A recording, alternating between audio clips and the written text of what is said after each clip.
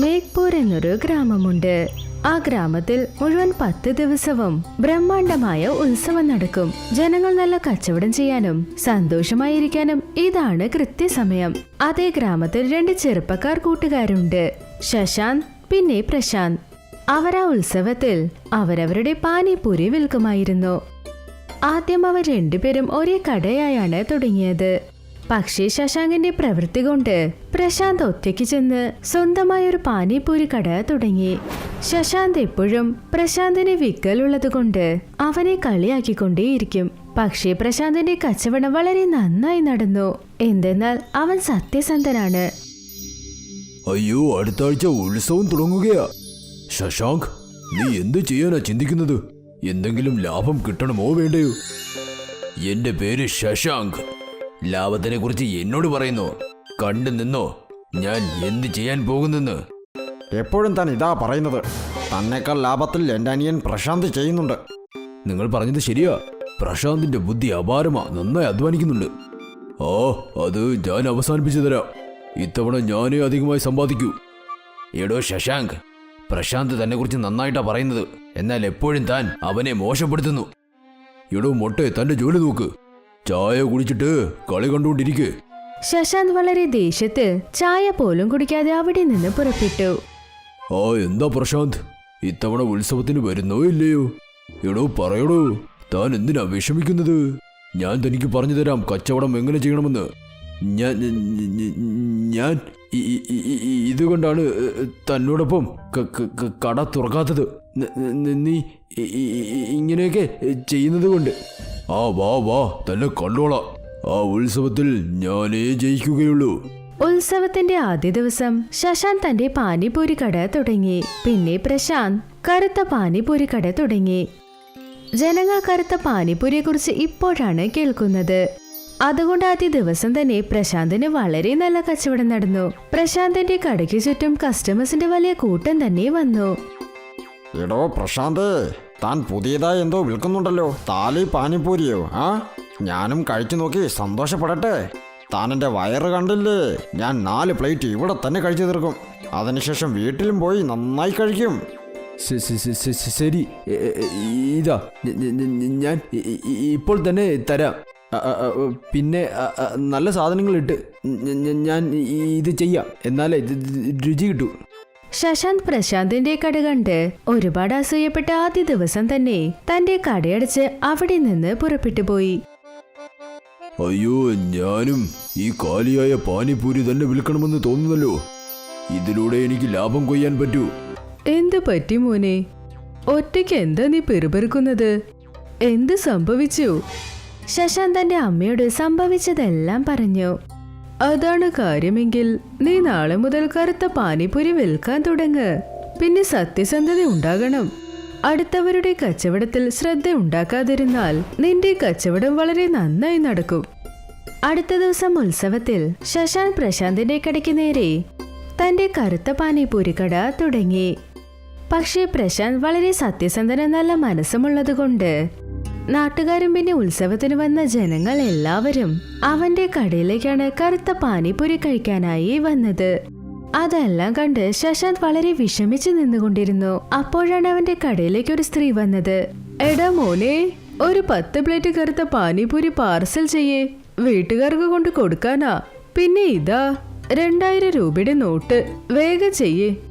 ആ സ്ത്രീയെയും പിന്നെ അവൾ കൊടുത്ത പൈസയും കണ്ട് ശശാന്തിന്റെ മനസ്സിൽ അത്യാഗ്രഹം തോന്നി. അവന്റെ കണ്ണുകൾ മിന്നാനായി തുടങ്ങി. ഞാൻ നിങ്ങളുടെ പാർസൽ തയ്യാറാക്കിക്കൊണ്ടിരിക്കുമ്പോൾ അതുവരെ നിങ്ങളിവിടെ ഇരിക്കൂ. വേഗം ചെയ്യേ, എനിക്ക് വീട്ടിലേക്ക് പോണം. ശശാന്ത് പാനിപൂരി പാർസൽ ചെയ്ത് അവർക്ക് കൊടുത്തു. എന്റെ കയ്യിൽ ചേഞ്ച് ഇല്ല. നിങ്ങളൊരു കാര്യം ചെയ്യൂ, ഉത്സവം കഴിയുന്നതും എന്റെ അടുത്തേക്ക് വരൂ. ഞാൻ നിങ്ങളുടെ പണം തിരിച്ചു തരാം. ശരി ശരി, പക്ഷെ തീർച്ചയായും തരണം കേട്ടോ. നന്നായി. അവന്റെ കടയിൽ കസ്റ്റമേഴ്സ് വരുന്നുണ്ട്. അതെന്തായാലും നന്നായി. അതെ, എന്നാലും പ്രശാന്തിന്റെ കടയിൽ ഒരുപാട് കസ്റ്റമേഴ്സ് ഉണ്ടായിരുന്നു. അത് കണ്ടത് ശശാന്ത് വീണ്ടും ദേഷ്യപ്പെട്ടു. അവൻ പ്രശാന്തിന്റെ പാനിപൂരിയിൽ എന്തെങ്കിലും കലർത്തണമെന്ന് തീരുമാനിച്ചു. പ്രശാന്തിന്റെ പാനിപൂരിയിൽ ശശാന്ത് എലിവിഷൻ കലർത്തണമെന്ന് തീരുമാനിച്ചു. ഈ പ്രശാന്ത് ചെക്കൻ ആ കടയിൽ നിന്ന് പോകുന്നത് പോലെ എന്തെങ്കിലും ചെയ്യണമല്ലോ. ഇവനെ ഒരു പാഠം പഠിപ്പിക്കണം. ശരിയാക്കി തരാം. ആദ്യം എന്റെ പൈസ താ. നീ ചില്ലറ വാങ്ങിയോ അതോ ഇല്ലയോ? എന്തു പണം? നിങ്ങൾ ആരാണെന്ന് പോലും എനിക്കറിയില്ല. ആഹാ, ഇന്ന് രാവിലെ നിന്റെ കയ്യിൽ നിന്ന് ഞാൻ പാനിപൂരി വാങ്ങിട്ട് പോയത്. 2000 രൂപ നോട്ട് ഞാൻ തന്നിരുന്നു. എനിക്കെങ്ങും അറിയില്ല. പോയിവിടെ നിന്ന് ടൈം വേസ്റ്റ് ചെയ്യാതെ പൊക്കോ. ശശാന്തിന്റെ ശ്രദ്ധ പ്രശാന്തിന്റെ കടയിലേക്ക് പോയി. അവൻ തന്റെ കട തുറന്നു വെച്ച് എവിടേക്കോ പോയിരുന്നു. ചേട്ടാ, ഈ കട കുറച്ചു നേരം ഒന്ന് നോക്കാമോ? ഞാൻ ഇപ്പൊ വരാം. എടോ പ്രശാന്തേ, പോയിട്ട് വാ. ഞാൻ നന്നായി നോക്കിക്കോളാം. പൊക്കോ, പേടിക്കാതെ പോയിട്ട് വാ. പ്രശാന്ത് കടയിൽ നിന്ന് പോയതും ശശാന്ത് കൃത്യസമയം നോക്കി പ്രശാന്തിന്റെ കടയിൽ ചെന്ന് അവിടെയുള്ള പാനിപൂരിയിൽ എലിവിഷം കലർത്തിക്കൊണ്ടിരുന്നു. അപ്പോഴാണ് ബൊമ്മക്കടക്കാരൻ ശശാന്തിനെ നോക്കി ഇങ്ങനെ പറഞ്ഞത്. എടോ, താൻ എന്താ ഈ ചെയ്യുന്നത്? പ്രശാന്തിന്റെ കടയിൽ വന്ന് താൻ എന്താ ഈ ചെയ്യുന്നത്? പോയിട്ട് പിന്നെ വാ. എടോ പാവക്കടക്കാരാ, താൻ തന്റെ ജോലി നോക്ക്. ഇല്ലെങ്കിൽ താൻ ഇനി കുഞ്ഞുങ്ങളോടൊപ്പം കളിക്കില്ല. ശശാന്ത് പ്രശാന്തിന്റെ കടയിലുള്ള പാനിപൂരിയിൽ എലിയെ കൊല്ലാനുള്ള മരുന്ന് കലർത്തിക്കൊണ്ട് അവിടെ നിന്ന് ഉടനെ തിരിച്ചുപോയി. ബൊമ്മ വിൽക്കുന്ന കടക്കാരൻ ദൂരെ നിന്ന് ശശാന്ത് ചെയ്യുന്നതെല്ലാം കണ്ടു. പക്ഷെ അവന്റെ അടുത്ത് കസ്റ്റമേഴ്സ് ഉള്ളതുകൊണ്ട് അവന് ശരിക്കും ശ്രദ്ധിക്കാനേ കഴിഞ്ഞില്ല. അതിന് കുറച്ചു നേരത്തിന് ശേഷം പ്രശാന്തിന്റെ കടയിലേക്ക് ഒരാൾ തന്റെ മകനോടൊപ്പം വന്നു. എനിക്കും പാനിപൂരി കഴിക്കണം. ഇതാ. ആ ചെറിയ പയ്യൻ പ്രശാന്തിന്റെ പാനിപൂരി കഴിച്ചതും ആ ചെറിയ കുട്ടി കുറച്ച് സമയം കൊണ്ട് തല കറങ്ങി താഴെ വീണു. പ്രശാന്ത് ഒന്നും ചിന്തിക്കാതെ എല്ലാം വിട്ട് ആ ചെറിയ പയ്യനെ ഹോസ്പിറ്റലിലേക്ക് കൊണ്ടുവന്നു. ആ പയ്യൻ രക്ഷപ്പെട്ടു. പക്ഷെ ആ ഗ്രാമം മുഴുവനും പ്രശാന്തിന്റെ പാനിപൂരി കഴിച്ചതുകൊണ്ട് ഒരു പയ്യന് സുഖമില്ലാതായിന്ന് എല്ലാവരും സംസാരിച്ചു. അതുകൊണ്ട് നാട്ടുകാരെല്ലാവരും പ്രശാന്തിന്റെ പാനിപൂരി കഴിക്കരുത് എന്ന് തീരുമാനിച്ചു. വേഗം കൊണ്ടുവന്ന് ഇവന്റെ ജീവൻ നിങ്ങൾ രക്ഷിച്ചു. ഇപ്പോൾ നോക്കെന്ത് സംഭവിക്കുന്നെന്ന്. ഈ പ്രശാന്ത് ഒരു ബുദ്ധിശാലി എന്നല്ലേ അവന്റെ വിചാരം. ഗ്രാമത്തിൽ നിന്നും അവനെ അടിച്ചോടിക്കും. പ്രശാന്തിന്റെ ആ വിഷ പാനിപൂരി കഴിച്ച് ആ കുഞ്ഞ് ഹോസ്പിറ്റലിലായി. എല്ലാവരും പറയൂ, ഇവനെ എന്ത് ചെയ്യണം? ഇതിന് ചോദിക്കേണ്ട ആവശ്യമുണ്ടോ? ഗ്രാമത്തിൽ നിന്നും ഓടിക്കൂ, അല്ലെങ്കിൽ ഗ്രാമജനങ്ങളെ ഇവൻ കൊന്നുകളയും. ഞാൻ ഇങ്ങനെയൊന്നും ഒരിക്കലും ചെയ്തിട്ടേ ഇല്ല.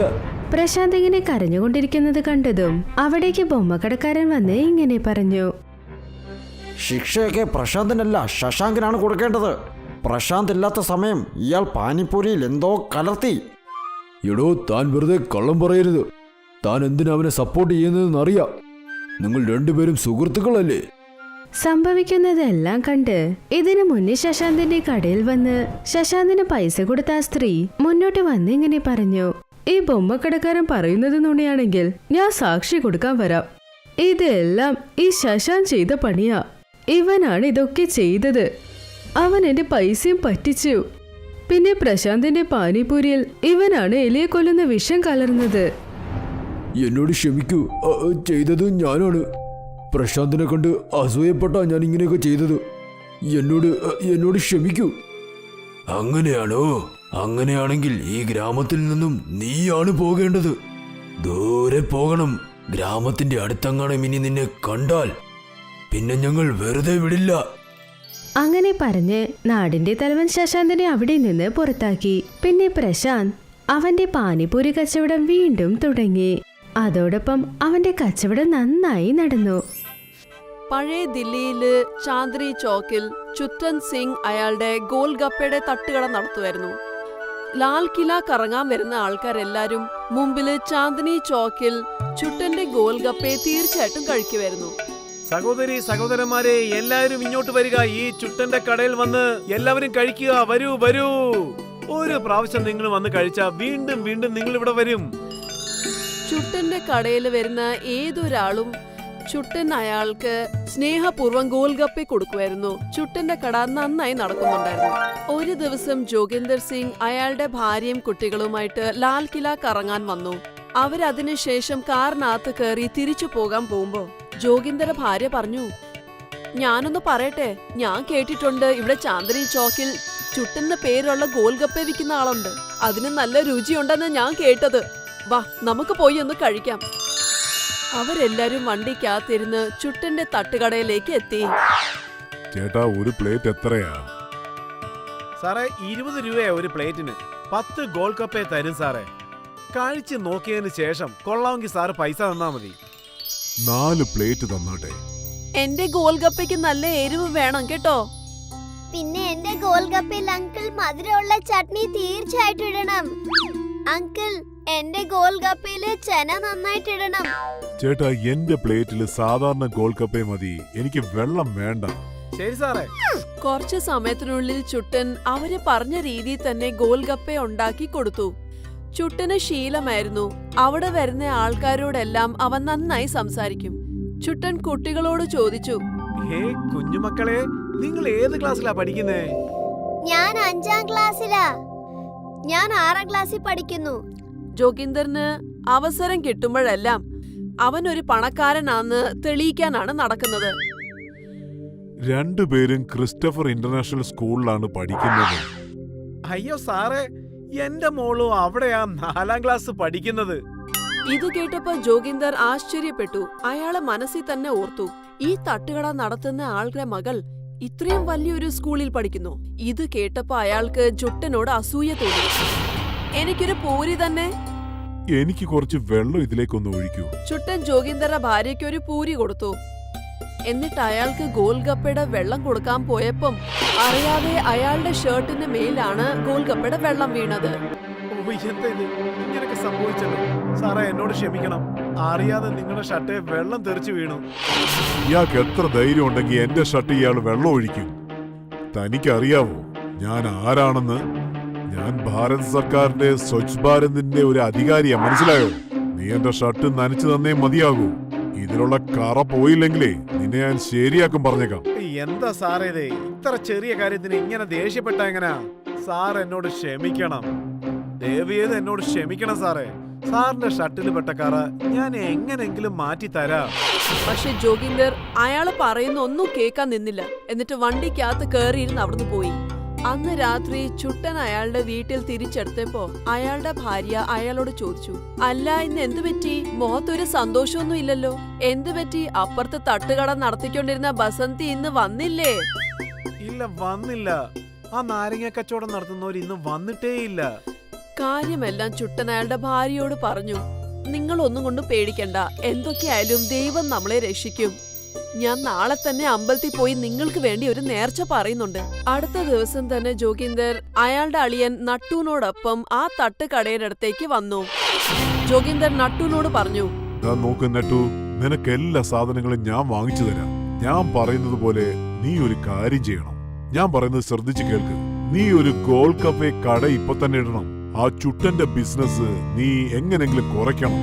അടുത്ത ദിവസം നട്ടു ചുട്ടന്റെ തട്ടുകടയുടെ അടുത്ത് അവന്റെ സ്വന്തമായിട്ടുള്ള തട്ടുകട തുടങ്ങി. കുറച്ചു ദിവസത്തിനകം ചുട്ടന് കിട്ടുന്ന ലാഭം പാതിയേക്കാ കുറഞ്ഞു. ചുട്ടൻ ഒരു രാത്രി വീട്ടിലെത്തിയിട്ട് അവന്റെ ഭാര്യയോട് പറഞ്ഞു, എനിക്കൊന്നും മനസ്സിലാവുന്നില്ല. ഞാൻ ഇനി എന്താ ചെയ്യണ്ടേ? വരുമാനമാണെങ്കിൽ കുറഞ്ഞുകൊണ്ടേ പോകുന്നു. എന്റെ മോളെ ആ സ്കൂളിൽ എങ്ങനെയാണ് ഞാൻ പഠിപ്പിക്കുന്നത്? നിങ്ങളൊന്നും പേടിക്കണ്ട, ഇപ്പൊ 1 മാസം ആയതല്ലേ ഉള്ളൂ. നമ്മൾ വേണമെങ്കിൽ ഇനി പരിശ്രമിക്കാം. എന്നിട്ട് നമ്മുടെ ഗോൽഗപ്പയ്ക്ക് രുചി നന്നായിട്ട് കൂട്ടാം. ഇനി എത്ര നാള് ആ നട്ടു നമ്മുടെ ഒപ്പം നിൽക്കുന്ന നമുക്ക് കാണാലോ. നമുക്ക് നമ്മുടെ ബിസിനസ് നന്നായിട്ട് നോക്കണം, എന്നാലല്ലേ നമുക്ക് ജയിക്കാൻ പറ്റുള്ളൂ. എന്നിട്ട് ആ നട്ടു നന്നോണം തോക്കും.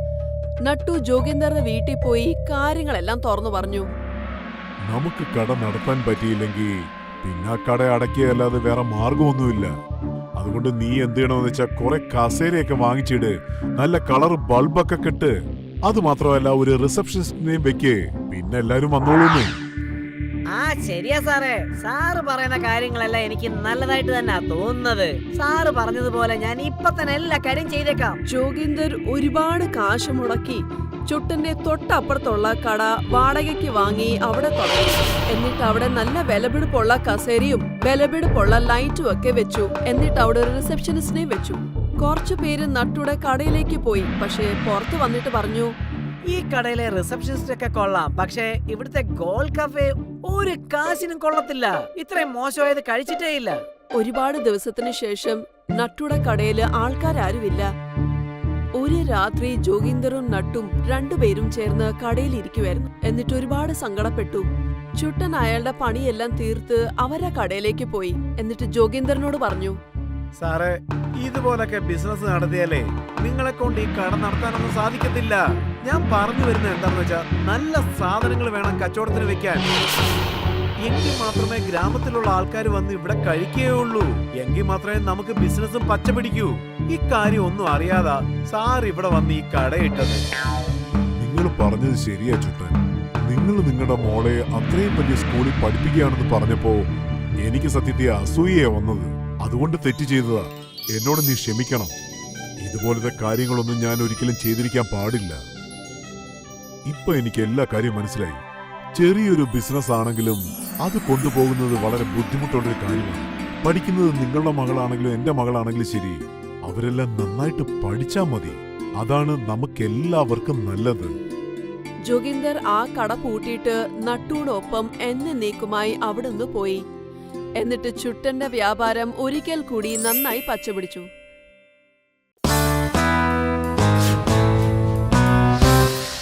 ജഗ്ഗു വളരെ പരിശ്രമിക്കുന്നതും ആത്മാർത്ഥതയുള്ള ഒരു വിറക് വെട്ടുകാരനായിരുന്നു. പക്ഷേ അയാൾക്ക് ഒരുപാട് പ്രാരാബ്ധങ്ങൾ ഉണ്ടായിരുന്നു. അയാൾ ഒരു ചെറിയ കുടിലിൽ അയാളുടെ ഭാര്യ ഗൗരിയോടൊപ്പം താമസിക്കുമായിരുന്നു. വീട്ടിലെ ആഹാരമെല്ലാം തീർന്നു. ഇനി നാളെ ഞാൻ എങ്ങനെ ആഹാരം ഉണ്ടാക്കും? അത്യാഗ്രഹമുള്ള അവരുടെ അയൽക്കാരി എപ്പോഴും ഇവരുടെ ദാരിദ്ര്യത്തെക്കുറിച്ച് പറഞ്ഞ് കളിയാക്കുമായിരുന്നു. എന്തിനാ ഇത്രയും രുചിയില്ലാത്ത ആഹാരം കഴിക്കുന്നത്? ഈ ആഹാരം ഞങ്ങളുടെ വീട്ടിലെ പശു പോലും കഴിക്കില്ലല്ലോ. അയൽക്കാരിയുടെ ഈ സംസാരം കേട്ടിട്ട് അവർക്കൊരുപാട് സങ്കടം ഉണ്ടാകുമായിരുന്നു. ഞാൻ കാട്ടിലേക്ക് പോയി മരക്കഷ്ണങ്ങളെല്ലാം കൊണ്ടുവരാം. നീ അത് കൊണ്ടുപോയി മാർക്കറ്റിൽ അത് വിറ്റ് കാശാക്കി കൊണ്ടുവരികയാണെങ്കിൽ പലചരക്ക് സാധനങ്ങൾ വാങ്ങിക്കാം. അങ്ങനെ ജഗ്ഗു കാട്ടിലേക്ക് പോയി. എന്നിട്ട് ഒന്നൊന്നായി വിറകുകൾ മുറിക്കാൻ തുടങ്ങി. അയാള് വലിയൊരു മരത്തിന്റെ കൊമ്പ് മുറിക്കാനായിട്ട് കോടാലി പ്രയോഗിക്കാൻ തുടങ്ങുമ്പോ ആ സമയത്ത് അയാൾ ഒരു ശബ്ദം കേട്ടു. എന്നെ വെട്ടല്ലേ, എന്നെ വെട്ടല്ലേ, എന്നെ വെട്ടല്ലേ. ഇത് ആരുടെ ശബ്ദമാണിത്? ആരാണ് അവിടെ ഉള്ളത്? ഞാനാണ്. നിന്റെ മുന്നിലിരിക്കുന്ന ഈ മരമാണ്. ആ മരം സംസാരിക്കുന്ന കണ്ടപ്പോ അയാള് ഒരുപാട് ആശ്ചര്യപ്പെട്ടു. ജഗ്ഗു മരത്തിനോട് പറഞ്ഞു, അയാള് ഈ മരത്തിന്റെ കൊമ്പ് വെട്ടിയില്ലെങ്കിൽ മാർക്കറ്റില് പിന്നെ എന്താ വിൽക്കാൻ പോകുന്നേ? അയാളുടെ കയ്യില് ആഹാരം മേടിക്കാനുള്ള കാശ് പോലും ഇല്ല. ഞാനൊരു മായാ മരമാണ്. ഞാൻ നിങ്ങളുടെ ആവശ്യങ്ങളെല്ലാം തീർത്തു വെക്കാം. താങ്കൾക്ക് എന്താണ് വേണ്ടതെന്ന് ചോദിച്ചാൽ ഞാനത് ചെയ്തു തരാം. ആ മരം ഇത്രയും പറഞ്ഞപ്പോ അത്ഭുതമായി അവിടെ ഒരുപാട് ഗോതമ്പ്, പരിപ്പ്, അരി അവിടെ പ്രത്യക്ഷപ്പെട്ടു. ഇത് കണ്ട ജഗ്ഗു ഒരുപാട് സന്തോഷിച്ചു. വളരെ വളരെ നന്ദി മായാമരമേ. നീ ഞാൻ ചോദിച്ചതെല്ലാം എനിക്ക് തന്നല്ലോ. ഒരു മാസം കഴിക്കാനുള്ള ആഹാരം കണ്ടപ്പോ ഗോരിക്കും ഒരുപാട് സന്തോഷമുണ്ടായി. ഇനി നമുക്ക് ഒരിക്കലും പട്ടിണി ഇരിക്കേണ്ട ആവശ്യമില്ല. അപ്പോഴാണ് അയൽക്കാരി അവിടെ എത്തിയത്.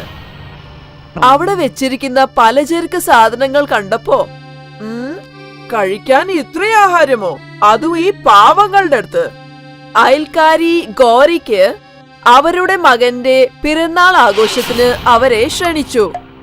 നാളെ വൈകുന്നേരം ആഘോഷത്തിന് പഴയ കീരിയ സാരി ഉടുത്ത് അങ്ങോട്ടെങ്ങാണോ വന്നേക്കല്ലേ? ഗൗരിയുടെ അടുത്താണെങ്കിലോ ഉടുക്കാൻ ഒരു നല്ല സാരി പോലും ഇല്ല. സങ്കടം കൊണ്ട് അവര് കരയാൻ തുടങ്ങി.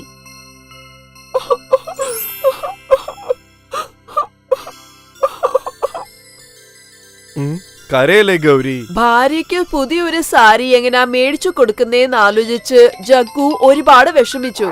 ഇതിനെക്കുറിച്ച് ചിന്തിച്ചോണ്ടിരുന്ന ജഗ്ഗു കാട്ടിലെത്തി. അത്ഭുതമുള്ള ആ മരം അയാളോട് ചോദിച്ചു, എന്തിനാ ഇങ്ങനെ വിഷമിക്കുന്നേന്ന്. എന്റെ ഭാര്യയുടെ കയ്യിൽ നല്ലൊരു സാരി പോലും ഇല്ല. ഞാൻ അവൾക്ക് നല്ലൊരു സാരി എവിടെ നിന്നാണ് കൊണ്ടുപോയി കൊടുക്കുന്നത്? ഓ, ഇത്ര ഉള്ളോ കാര്യം? താങ്കൾ എന്താണ് വേണ്ടതെന്ന് ചോദിച്ചാൽ അതെല്ലാം ഞാൻ തരാം.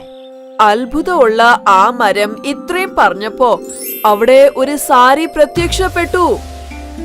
പുതിയ സാരി കണ്ടപ്പോ ജഗ്ഗുവിന് ഒരുപാട് സന്തോഷം ഉണ്ടായി. ആ അത്ഭുത മരത്തിനോട് ജഗ്ഗു നന്ദി പറഞ്ഞു. എന്നിട്ട് സാരി എടുത്ത് ജഗ്ഗു വീട്ടിലേക്ക് പോയി.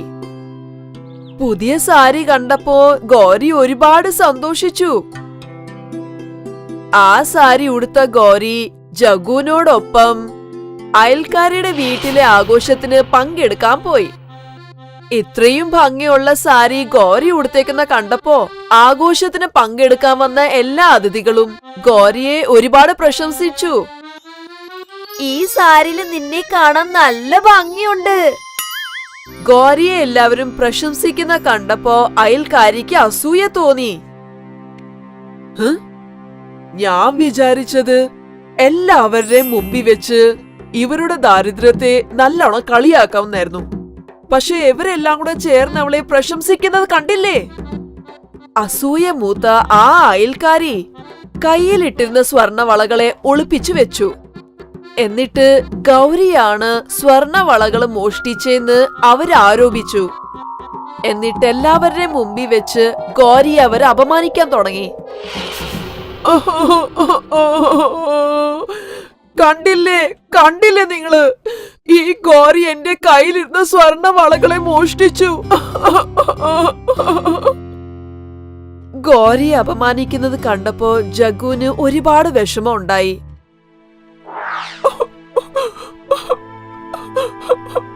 ഇത്രയും വിലപിടിപ്പുള്ള വളകള് എങ്ങനാ നമ്മള് തിരിച്ചു കൊടുക്കുന്നേ? കേട്ട് വിഷമിച്ച് ജഗ്ഗു കാട്ടിലേക്ക് പോയി ആ അത്ഭുത മരത്തിനോട് ഈ വിവരങ്ങളെല്ലാം പറഞ്ഞു. എന്നിട്ട് ഒരുപാട് കരഞ്ഞു. അത്രയും വിലമതിപ്പുള്ള വള ഞാൻ എവിടെ നിന്നാണ് വാങ്ങിച്ചു കൊടുക്കുക? ആ മരം ഒന്ന് പുഞ്ചിരിച്ചു. എന്നിട്ട് പറഞ്ഞു, ഇത് വളരെ നിസാര കാര്യമല്ലേ, നിനക്ക് എന്ത് ആവശ്യമുണ്ടോ അത് നിനക്ക് കിട്ടുമെന്ന് പറഞ്ഞു. എന്നിട്ട് അവിടെ ഭംഗിയുള്ള 2 സ്വർണ വളകൾ പ്രത്യക്ഷപ്പെട്ടു. ഈ സംഭവം കണ്ട് ജഗ്ഗു സന്തോഷം കൊണ്ട് തുള്ളിച്ചാടാൻ തുടങ്ങി. ഒരിക്കൽ കൂടി അയാളെ സഹായിച്ചതിന് ജഗ്ഗു ആ അത്ഭുത മരത്തിനോട് നന്ദി പറഞ്ഞു. എന്നിട്ട് ആ വളകൾ എടുത്ത് അവിടുന്ന് പോയി. ജഗ്ഗുവും ഭാര്യ ഗൗരിയും ആ അയൽക്കാരിക്ക് വളകൾ തിരിച്ചു കൊടുത്തു. ഞങ്ങളുടെ ഭാഗത്തുനിന്ന് ഒരു തെറ്റ് സംഭവിച്ചു പോയി. ഇന്ന് നിങ്ങളുടെ വളകൾ കണ്ട് ആ അയൽക്കാരിക്ക് ഇത് വിശ്വസിക്കാൻ കഴിഞ്ഞില്ല. എന്റെ വളകള് ഞാൻ തന്നെ ഒളിപ്പിച്ചു വെച്ചതായിരുന്നല്ലോ. അപ്പൊ പിന്നെ ഈ പാവങ്ങളുടെ അടുത്ത് ഇങ്ങനൊരു വള എങ്ങനാ വന്നത്? ഇതിലെന്തോ രഹസ്യമുണ്ട്. എങ്ങനാ വന്നേന്ന് എനിക്കറിയണം. ഗൗരി ജഗ്ഗുവിന്റെ അടുത്ത് ചോദിച്ചു, ഇത്രയും വില കൂടിയ വളകൾ അയാളുടെ കയ്യിൽ എവിടുന്നാ കിട്ടിയെന്ന്. കാട്ടില് ഒരു മായാ മരമുണ്ട്. ആ മരമാണ് എനിക്ക് ഈ വളകൾ തന്നത്. ആ സാരി, പിന്നെ പലചരക്ക് സാധനങ്ങൾ, അങ്ങനെ എല്ലാം ആ മരമാണ് തന്നത്. ജഗ്ഗുവിന്റെ ഈ സംസാരം കേട്ട് അയൽക്കാരി അത്ഭുതപ്പെട്ടു. അങ്ങനെയാണോ? അപ്പോ ഇതാണ് രഹസ്യം. എന്നാ പിന്നെ ഞാനും ആ അത്ഭുത മരത്തിനോട് സ്വർണവും വെള്ളിയും വജ്രാഭരണങ്ങളൊക്കെ ചോദിച്ച് വലിയ ഒരു പണക്കാരിയാകും. പിറ്റേ ദിവസം അയൽക്കാരി ജഗ്ഗുവിന്റെ പുറകെ തന്നെ പോയി ആ അത്ഭുത മരത്തിന്റെ അടുത്തെത്തി.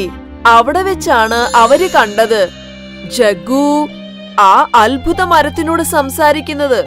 ജഗ്ഗു അവിടുന്ന് പോയ ഉടൻ അവരാ മരത്തിന്റെ അടുത്തെത്തി.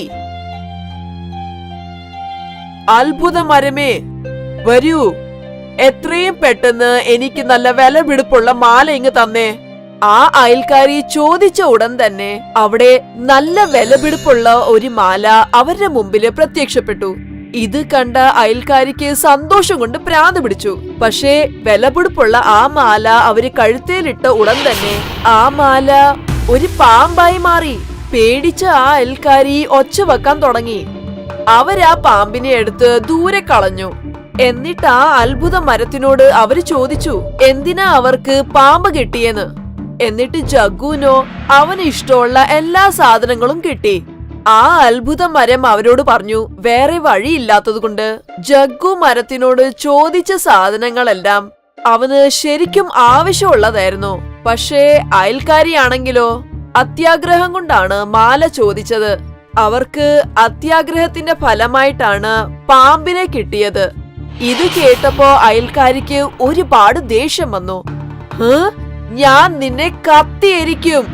തീ കൊളുത്തിയ ഒരു വിറകുമായി ആ അയൽക്കാരി ആ അത്ഭുത മരത്തെ തീ വെക്കാൻ ശ്രമിച്ചു.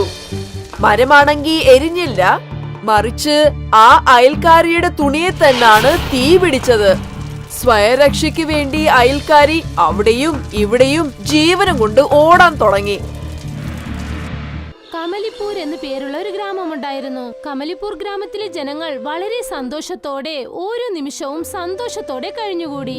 അവരുടെ ആ ഗ്രാമത്തിൽ ഏതൊരു വസ്തുവിനും ഒരു കുറവും ഉണ്ടായിരുന്നില്ല. കുറെ കാലങ്ങളായിട്ട് ഗ്രാമത്തിൽ ഒരു പരിപാടി നടന്നിട്ടില്ല. നമ്മൾ എന്തെങ്കിലും ചെയ്തേ പറ്റുള്ളൂ. അങ്ങനെ എന്ത് ചെയ്യാൻ പറ്റൂ? എന്നാലല്ലേ റോണക്കിനെ വിളിക്കാൻ പറ്റുള്ളൂ. അങ്ങോട്ട് നോക്ക്, അവിടെ റോണക് ചേട്ടൻ വന്നിട്ടുണ്ട്. അദ്ദേഹം ചെറുപ്പത്തില് നഗരത്തിലേക്ക് ഓടിയതാണ്. ഇപ്പോൾ വലിയ ആളായിന്നാ തോന്നുന്നത്. വാ അവിടെ പോയി നോക്കാം. അദ്ദേഹം എന്തിനാ വന്നത് ഗ്രാമത്തിലേക്ക്? രണ്ടുപേരും ചേർന്ന് റോണക്കിന്റെ അടുത്തേക്ക് ചെന്നു. പിന്നെ അദ്ദേഹത്തെ വളരെ മോശമായ ഒരു അവസ്ഥയിൽ അവർ കണ്ടു. അദ്ദേഹത്തിന്റെ കയ്യിൽ തുണിമൂട്ട കെട്ടിവച്ചിരുന്നു. പിന്നെ അദ്ദേഹത്തിന്റെ കൂടെ അദ്ദേഹത്തിന്റെ ഭാര്യ, 2 കുട്ടികളും ഉണ്ടായിരുന്നു. അവർ രണ്ടുപേരും വളരെ ആശ്ചര്യത്തോടെ റോണക്കിനോട് ചോദിച്ചു, നിങ്ങൾ അതേ റോണക്കല്ലേ ചെറുപ്പത്തിൽ ഗ്രാമത്തിൽ നിന്ന് വിട്ട് ഓടിയിട്ട് ഓടിപ്പോയ ആള്? ആ അതെ ചേട്ടാ, ഞാൻ അവൻ തന്നെയാണ്. ചെറുപ്പത്തിൽ ഗ്രാമത്തിലിട്ട് ഓടിയ ആള്. ഞാൻ ചെറുപ്പത്തിലുള്ളാവുമ്പോൾ എന്റെ അമ്മയൊക്കെ നിങ്ങളെ കഥ പറഞ്ഞിട്ടാണ് എന്നെ ചീത്ത പറഞ്ഞുകൊണ്ടിരിക്കുക. നിങ്ങളാണ് പഠിപ്പിലും കളിയിലും സൂപ്പറായ ആളെന്ന്. പക്ഷെ നിങ്ങൾക്ക് എന്താ ഇങ്ങനൊരു സ്ഥിതി ഇന്ന് വന്നിരിക്കുന്നത്? ഇതൊക്കെ സംസാരിക്കാൻ ഇപ്പോൾ ശരിയുള്ള നേരമല്ല. എന്റെ കുട്ടികളും ഭാര്യയും വല്ലാത്ത വിശപ്പോടെ ഇരിക്കുന്നുണ്ട്. ഞങ്ങൾ 400 കിലോമീറ്റർ നഗരത്തിൽ നിന്ന് നടന്നേ വന്നോണ്ടിരിക്കുകയായിരുന്നു. നിങ്ങൾ കൊണ്ട് പറ്റിയാൽ 2 വേള അരി തരാൻ പറ്റുമോ? ഞാൻ നിങ്ങൾക്ക് തിരിച്ചു തന്നേക്കാം. നിങ്ങൾ നിങ്ങളുടെ പഴയ വീട്ടിലേക്ക് പോകൂ. പിന്നെ ഭക്ഷണം ഉണ്ടാക്കുന്ന സാധനത്തിനൊന്നും നിങ്ങളൊന്നും വിഷമിക്കണ്ട. നമ്മളെ പഞ്ചായത്ത് മുതലാളിയോട് ചോദിച്ചിട്ട് ഞാൻ എല്ലാം നിങ്ങളുടെ വീട്ടിലേക്ക് കൊണ്ടുവരാം. നിങ്ങൾക്ക് വളരെ വളരെ നന്ദിയുണ്ട് ചേട്ടാ. റോണക്ക് അവരോട് സംസാരിച്ചിട്ട് തന്റെ പഴയ വീട്ടിലേക്ക് പോയപ്പോൾ അത് ആകപ്പാടെ മോശമായിരുന്നു. അവരവിടേക്ക് പോയി. ചേട്ടാ, നമ്മൾ നഗരത്തിൽ നിന്നും എന്തിനാ ഓടി വന്നതെന്ന് നിങ്ങൾ എന്തുകൊണ്ടാ അവരോട് പറയാഞ്ഞേ? പിന്നെ ഈ ഗ്രാമത്തിലെ ജനങ്ങൾ എത്ര ദിവസം എന്ന് വെച്ചാൽ നമ്മളെ സഹായിക്കുക? നമ്മൾ നമുക്ക് വേണ്ടി എന്തെങ്കിലും ചെയ്തല്ലേ പറ്റൂ. ഞാൻ അവരുടെ അടുത്ത് എന്ത് പറയാനാ? അത് വന്ന് നഗരത്തിൽ കുറെ കടങ്ങളായി, അതുകൊണ്ട് ഇവിടെ ഓടി വന്നതാണെന്ന്. അങ്ങനെ പറഞ്ഞാൽ നമുക്ക് 2 നേരം കിട്ടുന്ന അരി പോലും കിട്ടില്ല. നിങ്ങൾ പറയുന്നത് ശരിയാണ്. ആരോട് നിങ്ങൾ ഒന്നും പറയാതിരിക്കുന്നതാണ് ശരി. അടുത്ത ദിവസം റോണക്ക് എന്ത് ചെയ്തെന്നാൽ ആ ഗ്രാമത്തലവനെ ചെന്ന് കണ്ടു. അദ്ദേഹത്തിന്റെ എല്ലാ കാര്യങ്ങളും അദ്ദേഹത്തോട് പറഞ്ഞു. നീ നഗരത്തിലേക്ക് പോകുന്ന കാര്യം വിഷമിക്കേണ്ട. അതാ നീ ഇവിടെ വന്നില്ലേ, ഇവിടെ തന്നെ നിന്റെ കച്ചവടം തുടങ്ങിക്കോളൂ. കണ്ടില്ലേ, ഗ്രാമത്തിൽ ജനങ്ങൾ സന്തോഷത്തോടെ ഉണ്ട്. ശുദ്ധമായ കാറ്റ്, ഇവിടെയുള്ള പച്ചക്കറികളൊക്കെ കഴിച്ചിട്ട് സന്തോഷമായിട്ട് ജീവിക്കൂ. നിന്റെ ഭാര്യയ്ക്കും നിന്റെ കുട്ടികൾക്കും നീ കഷ്ടം കൊടുക്കാൻ പാടില്ല. നിങ്ങൾ പറഞ്ഞത് ശരിയാണ് മുതലാളി. നിങ്ങൾ പറഞ്ഞതുപോലെ തന്നെ ചെയ്യാം. നഗരത്തിലും ഞാൻ പാനിപൂരി ചെയ്തിട്ടാണ് വ്യാപാരം ചെയ്തുകൊണ്ടിരുന്നത്. പാനിപൂരിയോ? അങ്ങനെ വെച്ചാൽ എന്താ? ഈ പേര് ഞാൻ ആദ്യമായിട്ടാണ് കേൾക്കുന്നത്.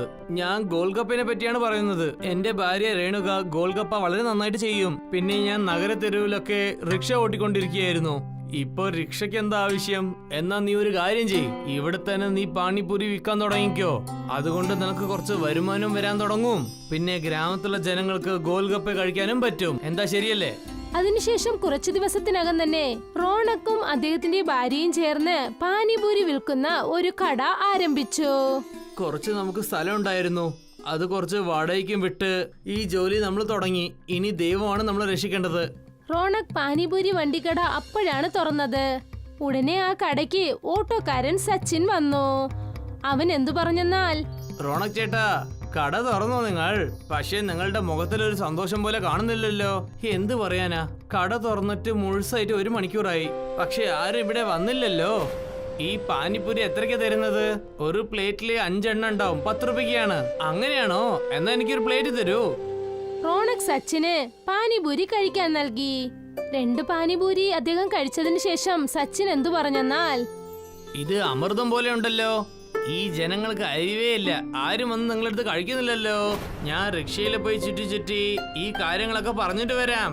നിങ്ങൾക്ക് നല്ല മനസ്സുണ്ട്, അതുകൊണ്ടാണ് നിങ്ങൾ ഇങ്ങനെ ചെയ്യുന്നത്. ഇങ്ങനെ കുറെ ദിവസങ്ങൾ കടന്നുപോയി. റാണക് രേണുകയുടെ തള്ളുവണ്ടിക്കടിയിൽ കച്ചവടം നടക്കാൻ തുടങ്ങി. അപ്പോഴാണ് ഗ്രാമത്തലവൻ വന്ന് അവരെ നോക്കിയത്. എന്നിട്ട് അദ്ദേഹം പറഞ്ഞു, നിനക്ക് ഒരു കാര്യം അറിയോ റോണക്? നിന്നെ ഞാൻ എന്തിനാ വീട്ടിലേക്ക് വരാൻ പറഞ്ഞത്? എന്തിനാ മുതലാളി? ഞാൻ അതന്നെ ആലോചിക്കുന്നത്. നിന്റെ പാനിപ്പൂരി വല്ലാതെ ഫേമസ് ആയിട്ടുണ്ട്, അതുകൊണ്ട് നീയും എനിക്ക് കുറെ പാനിപ്പൂരി ചെയ്തതാ. പിന്നെ അതൊക്കെ അടുത്തുള്ള ഗ്രാമത്തിൽ നമ്മൾ വിറ്റിട്ട് പിന്നെ അവിടെയുള്ള ജനങ്ങൾക്കും കൊടുത്തിട്ട് എന്റെ കൂടെ വരുന്ന വലിയ ആൾക്കാർക്ക് ഇത് പറഞ്ഞും കൊടുക്കാം. നിങ്ങൾ ഞങ്ങളുടെ കുടുംബത്തിന് വളരെ നല്ലതാണ് ചെയ്തു തരുന്നത്. അതും ഞാൻ നഗരത്തിൽ നിന്ന് കഷ്ടപ്പെട്ട് വന്നതിന് ശേഷം ഇത് വേണ്ടി നിങ്ങൾക്ക് തീർച്ചയായും ചെയ്തു തരാം. പക്ഷെ നമുക്ക് പണം എവിടെ നിന്നാ വരുന്നത് ചേട്ടാ? നമ്മൾ ഇത്ര പാനിപൂരി എങ്ങനെ ചെയ്യാൻ സാധിക്കും? നമ്മൾ ചെയ്തേ പറ്റുള്ളൂ. ഞാൻ അദ്ദേഹത്തിന് വാക്ക് കൊടുത്തിട്ടുണ്ട്. നമ്മൾ നമ്മളുടെ ആ ചെറിയ സ്ഥലം വിറ്റേ പറ്റുള്ളൂ. ആ സ്ഥലം നമ്മൾ മുൻപേ തന്നെ പണയം വെച്ചില്ലേ ചേട്ടാ? എന്തെങ്കിലും ഒരു വഴി കിട്ടും, നീ വിഷമിക്കണ്ട. രൗണക് അദ്ദേഹത്തിന്റെ കൈവശമുണ്ടായിരുന്ന സ്ഥലം വിറ്റു. പിന്നീട് ഒരുപാട് പാനിപൂരികൾ ചെയ്ത് അദ്ദേഹം തയ്യാറാക്കി. എന്നിട്ട് തലവനോട് എന്തു പറഞ്ഞെന്നാൽ, വരൂ മുതലാളി, ഞാൻ എല്ലാ പാനിപൂരിയും ഉണ്ടാക്കിയിട്ട് നിങ്ങളുടെ വീട്ടിൽ വെച്ചിട്ടുണ്ട്. പിന്നെ എന്റെ പണം. എന്താ പണമൊക്കെ ചോദിക്കുന്നത്? ഞാൻ എപ്പോഴാ നിനക്ക് പണം തരാന്ന് പറഞ്ഞത്? മുതലാളി, നിങ്ങൾ തമാശ പറയല്ലേ? ഞാൻ എന്റെ ബാക്കിയുള്ള ചെറിയ സ്ഥലം വിറ്റിട്ടാണ് വന്നിരിക്കുന്നത്. അതുകൊണ്ടാണ് ഞാൻ നിങ്ങളടുത്ത് പണം ചോദിക്കുന്നത്. നിനക്ക് കുറച്ചെങ്കിലും വിവരമുണ്ടോ? ഞാൻ നിനക്ക് 1 റുപ്യ പണം പോലും തരില്ല. ഇവിടുന്ന് പോയിക്കോളണം. ഇത് പറഞ്ഞതും തന്നെ തലവന്റെ അടിയാളുകൾ 2 പേരെത്തി. എന്നിട്ട് റോണക്കിനെ റോട്ടിന്റെ അരികിലായി തള്ളിവിട്ടു. അവർ ചെയ്തത് വളരെ അന്യായമാണ്. ഇനി നമ്മൾ ആഹാരത്തിന് എന്തു ചെയ്യുമെന്ന് അറിയില്ല. നമ്മളിങ്ങനെ വിശപ്പും പട്ടിണിയും കാരണം മരിക്കേണ്ടി വരും. ഈ ഗ്രാമത്തിലുള്ളവർ എന്റെ മനസ്സിനെ വേദനിപ്പിച്ചു. റോണക്കിനും തലവനും ഉണ്ടായിരുന്ന പ്രശ്നം ഗ്രാമം മൊത്തം അറിഞ്ഞതുകൊണ്ട് ആരും റോണക്കിന്റെ അടുത്തു നിന്നും പാനിപൂരി വാങ്ങാൻ വന്നില്ല. അപ്പോഴാണ് സച്ചിൻ വന്ന് റോണക്കിനോട് പറഞ്ഞത്, ഞാനൊരു മുഖ്യ കാരണമായിട്ട് നഗരത്തിലേക്ക് പോവുകയാണ്. എന്റെ റിക്ഷ നിങ്ങളെ വീടിന്റെ പുറത്തേക്ക് വെച്ചേക്കാം. നിങ്ങൾക്ക് മാത്രമേ ഈ ഗ്രാമത്തിൽ റിക്ഷ എങ്ങനെ ഓട്ടിക്കണമെന്ന് അറിയുള്ളൂ. നിങ്ങൾക്ക് സമ്മതമാണെങ്കിൽ ഞാനിത് ഓട്ടിച്ചോട്ടെ. ധാരാളമായിട്ട്. ഞാൻ അടുത്ത മാസം വരുള്ളൂ. അതുവരെ നിങ്ങളിത് സവാരി ഓട്ടിച്ചോളൂ. നിങ്ങളും കുറച്ച് പണം സമ്പാദിക്കും. പിന്നെ അടുത്തുള്ള ഗ്രാമജനങ്ങളും നിങ്ങളെ പറ്റി അറിയാനും അറിയാം. സച്ചിന്റെ ഓട്ടോ കിട്ടിയതും തന്നെ റോണക്കിന് ഒരുപാട് സന്തോഷമായി. അപ്പോൾ രേണുക റോണക്കിന് ഒരു ആലോചന പറഞ്ഞു. ചേട്ടാ, നമുക്ക് ഈ ഓട്ടോയിൽ പാനിപൂരി എടുത്തുകൊണ്ടുപോയി ഗ്രാമമായിട്ട് വിൽക്കാം. നമുക്കത് കാരണം ഒരുപാട് ലാഭം കിട്ടും. ഞാനും ഇത് തന്നെയാണ് ആലോചിക്കുന്നത്. റൗണക് രേണുകയോടൊപ്പം ചേർന്ന് ആ ഓട്ടോ എടുത്തുകൊണ്ട് അവർ ഗ്രാമമായി ചുറ്റി അവർ ചെയ്ത പാനിപൂരി അവർ വിറ്റു. അങ്ങനെ കുറച്ചു ദിവസത്തിനകം തന്നെ റോണക്കും രേണുകയും 2 പേരും ഓട്ടോ പാനിപൂരിക്കാരെന്ന പേരിൽ പ്രാബല്യമായി. ഒരാഴ്ചയിൽ തന്നെ നമ്മൾ പണയം വെച്ചിരുന്ന സ്ഥലം തിരിച്ചെടുത്തു. ഇതിനെല്ലാം കാരണം ആ ഓട്ടോക്കാരനാണ്. അദ്ദേഹം നമുക്ക് ഓട്ടോ തന്ന് സഹായിച്ചു. ഞാനിപ്പോ സന്തോഷമായിട്ടുണ്ട്. ഞാൻ കടം കണ്ട് എപ്പോഴും പേടിച്ച് ഓടുകയാണ്. പക്ഷേ ഇന്ന് എനിക്ക് ലോകത്തിൽ തന്നെ ജയിച്ചതുപോലെ ഉണ്ട്. അതിനിടയ്ക്ക് സച്ചിൻ അവിടേക്ക് ഒരു പുതിയ ഓട്ടോയുമായി വന്നു. അപ്പോൾ റോണക് എന്തു പറഞ്ഞെന്നാൽ, ചേട്ടാ, അടിപൊളി പുതിയ റിക്ഷയാണല്ലോ. ഇത് എന്തിനാ ചേട്ടാ? എന്റെ പഴയ റിക്ഷ ഞാൻ വിൽക്കാമെന്ന് വിചാരിച്ചു. ഞാനിപ്പോൾ ഗ്രാമത്തിലെ ജനങ്ങൾ ഗ്രാമത്തിൽ വിടുന്ന പകരം ഗ്രാമത്തിലെ ജനങ്ങളെ നഗരത്തിലേക്ക് കൊണ്ടുപോകാന്ന് വിചാരിച്ചു. നിങ്ങൾ തെറ്റിദ്ധരിച്ചില്ലെങ്കിൽ നിങ്ങളുടെ പഴയ റിക്ഷ ഞാൻ വാങ്ങിച്ചോട്ടെ. ഇതൊക്കെ ചോദിക്കണോ? നിങ്ങൾ തന്നെ എടുത്തോളൂ. അതുമാത്രമല്ലാതെ ഇനി ആ റിക്ഷ എനിക്ക് എങ്ങനെ സ്വന്തമാകും? നിങ്ങളല്ലേ ആ റിക്ഷ പാനിപൂരി റിക്ഷ എന്ന് ഫേമസ് ആയിട്ടുള്ളത്. നിങ്ങളോട് എങ്ങനെ നന്ദി പറയണമെന്ന് അറിയില്ല ചേട്ടാ. രേണുകയും റോണക്കും ചേർന്ന് ആ ഓട്ടോ സ്വന്തമായി വാങ്ങി. പിന്നെ അവർ 2 പേരും ചേർന്ന് ആ ഓട്ടോയിൽ പാനിപൂരി വ്യാപാരം ചെയ്തു. എല്ലാരും വളരെ സന്തോഷത്തോടെ ഓട്ടോ പാനിപൂരി കഴിക്കാൻ തുടങ്ങി. ഇപ്പോൾ അവർ 2 പേരുടെ വ്യാപാരവും വീടും രണ്ടും നല്ല രീതിക്ക് പോയിക്കൊണ്ടിരുന്നു. ഞാൻ പറഞ്ഞിരുന്നില്ലേ നമ്മുടെ ഗോൽഗപ്പയുടെ കച്ചവടം ഇങ്ങനെ നന്നായി പോകുന്നു നിങ്ങൾ കണ്ടോളാൻ. അതെ സുമൻ, നീ കാരണം തന്നെയാ നമ്മുടെ ദാരിദ്ര്യമൊക്കെ മാറിയത്. ഇല്ലെങ്കിൽ നമ്മൾ വളരെ കഷ്ടപ്പെട്ടു പോയേനെ. സോനു സുമൻ ദമ്പതികളുടെ കഥയാണിത്. അവർ രാംനഗറിലുള്ള ഒരു വീട്ടിലാണ് താമസിച്ചിരുന്നത്. സോനു ഒരു ഫാക്ടറിയിലാണ് ജോലി ചെയ്യുന്നത്. സുമൻ ദിവസവും ഭക്ഷണം ഉണ്ടാക്കി ലഞ്ച് കൊടുത്തയക്കുമായിരുന്നു. സോനു നന്നായി കഷ്ടപ്പെടുന്നുണ്ടായിരുന്നു. നീ ഇത്ര കഷ്ടപ്പെട്ട് ജോലി ചെയ്യുന്ന എന്തിനാടാ? ഇത് കണ്ടാ തോന്നും ഇത് നിന്റെ സ്വന്തം കമ്പനിയാണെന്ന്. ചേട്ടത്തി ഇത്ര നല്ല ഭക്ഷണം കൊടുത്തു വിട്ടിട്ടും നീ അത് കഴിക്കാതെ പണിയെടുത്തോണ്ടിരിക്കുക. വേഗം ലഞ്ച് തുറക്കടാ, എനിക്കും വിശക്കുന്നുണ്ട്. ഇന്നെന്താ ലഞ്ചിന് സ്പെഷ്യലായിട്ട് കൊണ്ടുവന്നിരിക്കുന്നേ? എന്റെ ലഞ്ച് കഴിക്കാൻ എന്നേക്കാൾ ധൃതി നിനക്കാണല്ലോടാ. ഇപ്പൊ ഉച്ചയായല്ലേ ഉള്ളൂ, ഒന്ന് ക്ഷമിക്കുന്നു. എടാ നിന്റെ ലഞ്ച് തുറന്നിട്ട് വേണം എനിക്ക് എന്തെങ്കിലും കഴിക്കാൻ. സമയം കളയാതെ വേഗം തുറക്കാൻ നോക്കടാ. എനിക്ക് ചേട്ടത്തിയുടെ കൈ കൊണ്ടുണ്ടാക്കിയ ഭക്ഷണം വലിയ ഇഷ്ടാ. ധൃതി പിടിക്കണ്ട, ഇപ്പൊ തന്നെ തരാം. കൈയൊന്ന് കഴുകിക്കോട്ടെ. സോനുവും ആകാശും കൈ കഴുകി ഒരുമിച്ച് ഭക്ഷണം കഴിക്കാനിരുന്നു. എല്ലാ ദിവസവും അവർ ഒരുമിച്ചാണ് ഭക്ഷണം കഴിക്കാറ്. ഭക്ഷണം കഴിഞ്ഞ ശേഷം അവർ വീണ്ടും ജോലി ചെയ്യാൻ തുടങ്ങി. വൈകുന്നേരം ജോലി കഴിഞ്ഞ് അവർ സംസാരിക്കുകയായിരുന്നു. എടാ സോനു, ഇന്നത്തെ ദിവസം എങ്ങനെയുണ്ടായിരുന്നു? ഇന്നത്തെ ദിവസം പ്രത്യേകിച്ചൊന്നും ഉണ്ടായില്ലല്ലോ, സാധാരണ പോലെ തന്നെയല്ലേ. എടാ പ്രത്യേകത എന്താന്ന് ഞാൻ നിനക്ക് പറഞ്ഞുതരാം. എന്താ നീ എന്താ ആകെ പരിഭ്രമിച്ചിരിക്കുന്നേ? എടാ മോനെ, ലഞ്ച് കഴിഞ്ഞിട്ട് ഞാൻ ബോസിന്റെ ക്യാബിന്റെ അടുത്തേക്ക് പോയതാ. അപ്പോഴാ ഞാൻ കേട്ടത്. അപ്പൊ നീ എന്താ കേട്ടത്? തീർച്ചയായിട്ടും ബോസ് നിന്നെ കുറ്റം പറയുന്നുണ്ടാകും. അതായിരിക്കും നീ ഇത്ര പരിഭ്രമിക്കുന്നത്. അതൊക്കെ സാധാരണ അല്ലടാ. പക്ഷെ ഞാൻ ബോസ് പറയുന്നത് വ്യക്തമായിട്ട് കേട്ടതാ. ഈ കമ്പനി നഷ്ടത്തിലാണെന്ന്. അതുകൊണ്ട് ഫാക്ടറിയിലുള്ള ജോലിക്കാരെയെല്ലാം പിരിച്ചുവിടാൻ പോവുകയാണെന്ന്. നാളെ മുതൽ പിരിച്ചുവിടൽ തുടങ്ങാൻ പോവാത്രേ. എന്താ നീ പറയുന്നേ? അങ്ങനെയാണെങ്കിൽ നാളെ മുതൽ നമ്മൾ എന്തു ചെയ്യും? അങ്ങനെയൊന്നും സംഭവിക്കില്ലടോ. നമ്മുടെ കുടുംബം കഴിയുന്നത് ഈ ഫാക്ടറി കാരണമല്ലേ. ഇതല്ലാതെ വേറൊരു ജോലിയും നമുക്കറിയില്ല. ജോലി പഠിച്ചത് മുതൽ ചെയ്യുന്നത് ഈ ഫാക്ടറിയിലെ ജോലിയാ. അതെ, ഇതാലോചിച്ച് ഞാനും ആകെ വിഷമിച്ചിരിക്കുക. ഇനിയിപ്പോ നമ്മൾ എന്ത് ചെയ്യാനാ? ആകാശും സോനുവും വല്ലാത്ത വിഷമത്തിൽ എന്ത് ചെയ്യുമെന്ന് ആലോചിച്ച് വരികയായിരുന്നു. അവർ ആകാശിന്റെ വീട്ടിലെത്തിയപ്പോ ഒരു നിമിഷം കാത്തിരിക്കാൻ പറഞ്ഞു. അവിടേക്ക് ആകാശിന്റെ ഭാര്യ പൂജയും വന്നു. പൂജ, നീ എന്തിനാ ഇങ്ങോട്ട് വന്നത്? നിങ്ങൾക്ക് എവിടെ വരാമെങ്കിൽ എനിക്കും വരാം. സുമ ചേച്ചി വിളിച്ചപ്പോ ഞാനും വന്നു. ഗോൽഗപ്പ ഉണ്ടാക്കിക്കൊണ്ടിരിക്കുക ചേച്ചി, നമുക്കത് കഴിക്കാം. എന്തായാലും നന്നായി നിങ്ങളും വന്നല്ലോ. രണ്ടാൾക്കും ഞാൻ ഗോൽഗപ്പ എടുത്തിട്ട് വരാം. പൂജയും സുമനും ചേർന്ന് ആകാശിനും സോനുവിനും ഗോൽഗപ്പ കൊണ്ടുവന്നു. സുമൻ വളരെ മനോഹരമായ ഗോൽഗപ്പയാണ് ഉണ്ടാക്കിയിരുന്നത്. അവൾ ഉണ്ടാക്കിയത് ആകാശിനും സോനുവിനും വളരെയധികം ഇഷ്ടപ്പെട്ടു. സോനു ആണെങ്കിൽ ഇതുവരെ ഗോൽഗപ്പ ഉണ്ടാക്കാൻ സമ്മതിക്കില്ലായിരുന്നു. എന്റെ ചേട്ടത്തി, ഭക്ഷണം നിങ്ങൾ സൂപ്പറായിട്ട് ഉണ്ടാക്കും. ഗോൾഗപ്പയാണെങ്കിൽ അതിനേക്കാൾ അടിപൊളിയായിട്ടുണ്ട്. ഈ ഗോൾഗപ്പയിൽ നിങ്ങൾ എന്ത് മാന്ത്രിക പണിയാ ചെയ്യുന്നേ? എത്ര കഴിച്ചാലും മതി വരുന്നേ ഇല്ല. ഇവൻ പറയുന്ന സത്യം തന്നെയാ. ശരിക്കും നിന്റെ കയ്യിൽ എന്തോ മായാജാലം ഉണ്ട്. അത് മാത്രമല്ല, ഒരു തവണ കഴിച്ചാൽ വയറ് നിറയുന്ന തരത്തിലുള്ള വലിയ ഗോൽഗപ്പയല്ലേ നീ ഉണ്ടാക്കുന്നത്. നിന്റെ ഗോൽഗപ്പ കഴിച്ചാ ഞാൻ പിന്നെ എല്ലാ പ്രശ്നങ്ങളും മറന്നുപോകും. പ്രശ്നങ്ങളോ? എന്ത് പ്രശ്നങ്ങൾ? നിങ്ങൾ ഇത് എന്തിനെ പറ്റിയാ ഈ പറഞ്ഞുകൊണ്ടിരിക്കുന്നത്? എല്ലാം ഓക്കെ അല്ലേ? എന്റെ സോനു, എന്തിനാടാ ചേട്ടത്തിയെ ടെൻഷൻ ആക്കുന്നത്? ഒന്നും മിണ്ടാതിരിക്കി. ഇല്ല, എനിക്കും അറിയണം നിങ്ങൾക്ക് രണ്ടാൾക്കും എന്താ ഇത്ര ടെൻഷൻ. ഇന്ന് നിങ്ങൾ രണ്ടാളും ഒന്നും മിണ്ടാതിരിക്കുന്നത് എന്തുകൊണ്ടാണെന്ന് പറയേ. ആകാശിനും സോനുവിനും തന്റെ ഭാര്യമാരോട് ഒന്നും പറയാൻ ആഗ്രഹമില്ലാഞ്ഞിട്ട് കൂടി ഫാക്ടറിയിലെ അവസ്ഥയെക്കുറിച്ച് എല്ലാ കാര്യങ്ങളും അവരോട് വിവരിച്ചു കൊടുത്തു. അതോടുകൂടി അവരുടെ ഭാര്യമാരും ശരിക്കും ടെൻഷൻ അടിക്കാൻ തുടങ്ങി. എന്നാൽ കുറച്ചു ദിവസത്തിന് ശേഷം ശരിക്കും ആ ഫാക്ടറി അടച്ചുപൂട്ടി. ഇനി നമ്മൾ എന്ത് ചെയ്യും? നിങ്ങളുടെ ജോലിയും പോയി, നമ്മുടെ കയ്യിലുള്ള റേഷൻ സാധനങ്ങളും തീരാനായി. ഞാൻ ജോലിക്ക് വേണ്ടി ശ്രമിക്കുന്നുണ്ട്. പക്ഷെ എന്ത് ചെയ്യാനാ? ജോലി എന്തെങ്കിലും കിട്ടിയിട്ട് വേണ്ടേ? വേറെ ജോലിയൊന്നും കിട്ടിയില്ലെങ്കിൽ വീട്ടിലെ കാര്യങ്ങളൊക്കെ എങ്ങനെ നടക്കും? സുമൻ, നന്നായി വിശക്കുന്നുണ്ട്. എന്തെങ്കിലും കഴിക്കാൻ എടുക്ക്. കഴിക്കാനായിട്ട് ഇവിടെ ഒന്നുമില്ല. പിന്നെ 4 ഗോൽഗപ്പ ബാക്കിയുണ്ട്. അതിന്റെ കുറച്ച് വെള്ളം ഇരിപ്പുണ്ട്. എന്നാ പിന്നെ അതെടുത്തോ. 2 നിനക്കും കഴിക്കാം, 2 എനിക്കും കഴിക്കാം. നാളത്തെ കാര്യം നാളെ ആലോചിക്കാം. അവർ രണ്ടുപേരും ഒരുമിച്ചിരുന്ന് ആ ഗോൽഗപ്പ കഴിച്ചു. പിറ്റേന്നത്തേക്ക് ഇനി എന്തു ചെയ്യുമെന്ന് ആലോചിച്ചുകൊണ്ടിരിക്കായിരുന്നു.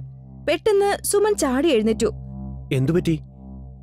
എന്താ കഴിക്കുന്നതിനിടയിൽ എഴുന്നേറ്റ് നിൽക്കുന്നേ? ഞാനൊരു കാര്യം പറഞ്ഞാ നിങ്ങൾ എന്നെ വഴക്ക് പറയോ? എന്ത് കാര്യം? എനിക്കൊരു ഐഡിയ തോന്നുവാണ്. ഞാൻ നന്നായി ഗോൽഗപ്പ ഉണ്ടാക്കുമല്ലോ. എങ്കി പിന്നെ നമുക്കതുണ്ടാക്കി ചന്തയിൽ കൊണ്ടുപോയി വിറ്റാലെന്താ? നീ പറഞ്ഞ കാര്യമൊക്കെ കൊള്ളാം. ഗോൾഗപ്പ എന്ന് പറയുന്നത് എല്ലാവർക്കും വലിയ ഇഷ്ടമുള്ള സാധനമാണല്ലോ. പക്ഷെ അതിന് മുതൽ മുടക്കാൻ പൈസ എവിടെയാ? നിങ്ങൾ ഇങ്ങനെ ടെൻഷൻ അടിക്കല്ലേ. എനിക്ക് ഉണ്ടാക്കി തന്ന ആഭരണങ്ങൾ കൊണ്ട് എന്തെങ്കിലും ഒരു ഉപകാരം ഉണ്ടാവണ്ടേ? ഇല്ലില്ല, നിന്റെ ആഭരണങ്ങളൊന്നും വിൽക്കാൻ പറ്റില്ല. ബുദ്ധിമുട്ടുണ്ടാവുമ്പോ വിൽക്കാനല്ലേ ഇതൊക്കെ. വിശക്കുമ്പോ ഭക്ഷണം തന്നെ വേണ്ടേ, അല്ലാതെ ആഭരണം നമുക്ക് എന്ത് ചെയ്യാനാ? സുമനും സോനുവും ആഭരണം വിറ്റ് ഗോൽഗപ്പ ഉണ്ടാക്കാനുള്ള സാധനങ്ങൾ വാങ്ങിച്ചു.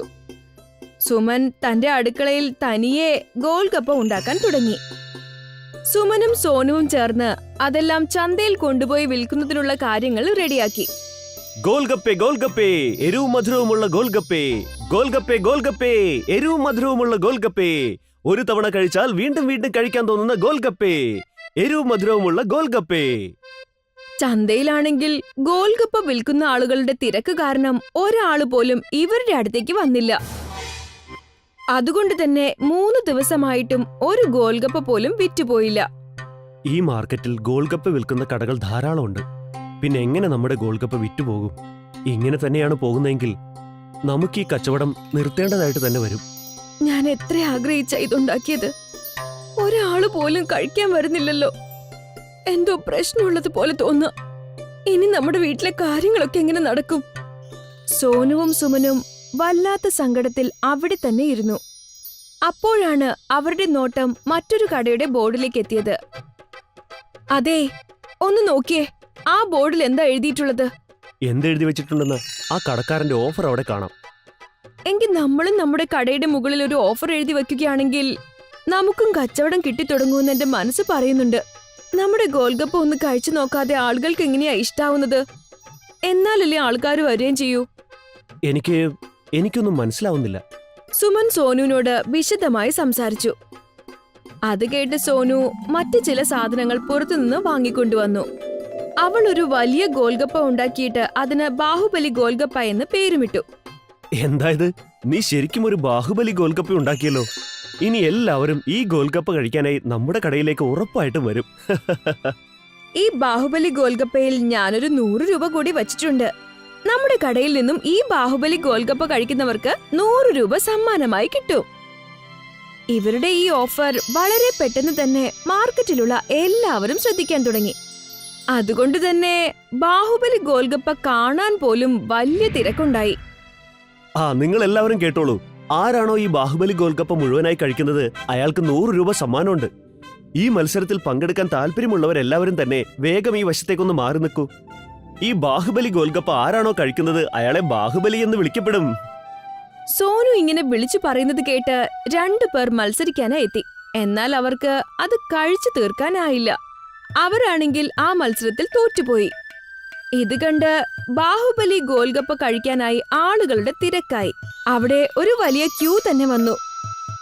എന്റെ ചേട്ടാ, ഇവിടത്തെ ഗോൾഗപ്പയ്ക്ക് ഒരു പ്രത്യേക സ്വാദാണല്ലോ.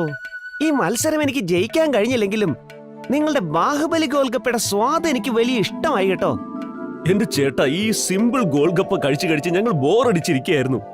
അപ്പോഴാ നിങ്ങളുടെ ഈ ബാഹുബലി ഗോൽഗപ്പ വരുന്നത്.